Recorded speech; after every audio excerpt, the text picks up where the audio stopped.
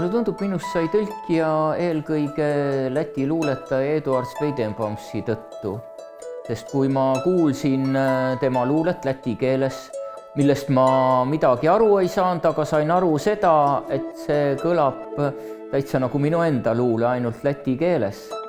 Ja siis ma tahtsin väga teada, kuidas ta kõlaks luuletusena eesti keeles. Ja siis edasi läks juba kõik lumepalli efektina. Ma hakkasin vaikselt järjest rohkem läti keelt juurde õppima.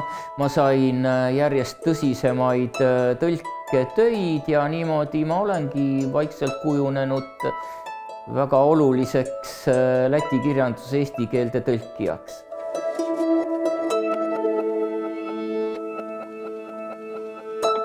Kõigepealt sõnastust otsides ma tegelikult ikkagi järgin ennekõike originaali ja püüan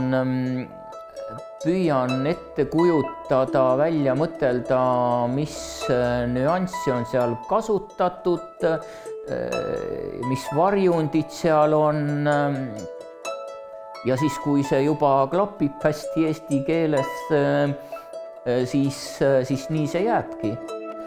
Aga tõlkimisel on alati ka selline staadium, kus ma loen teksti üle niimoodi, et ma originaali kõrvalt ei vaata ja siis teinekord võib see hoopis muutuda. Nii et tegelikult laon ma alati igal tõlkel vähemalt 6 kihti üksteise peale ja siis ütleme, et lõpuks selgub tõde, kuigi vahepeal toimetaja muudab selle kõigest hoolimata jälle omasoodu.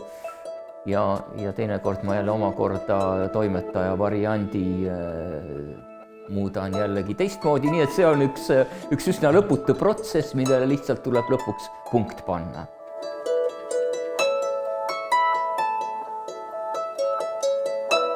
Seda, et töö on valmis, seda tunnen ma ikkagi korduvalt.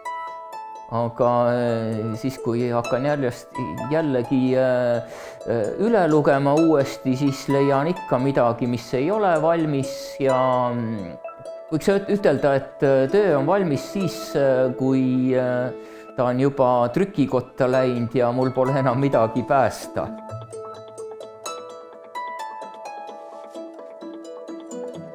Tõlkimise jaoks kõige toredam on tõlkimine.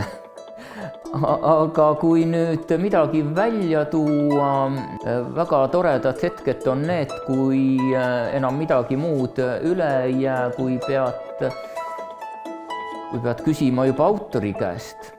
Vahepeal ka tuleb ette, et mõni autor on juba surnud, siis tuleb tema käest kuidagi teistmoodi küsida, aga põhimõtteliselt ikka küsida käest, et kuidagi peate ennast panema siis tema rolli, tema nahka, et siis kujutad ette, kuidas tema oleks mõelnud ja kuidas ta oleks seda öelnud, kui ta oleks eestlane.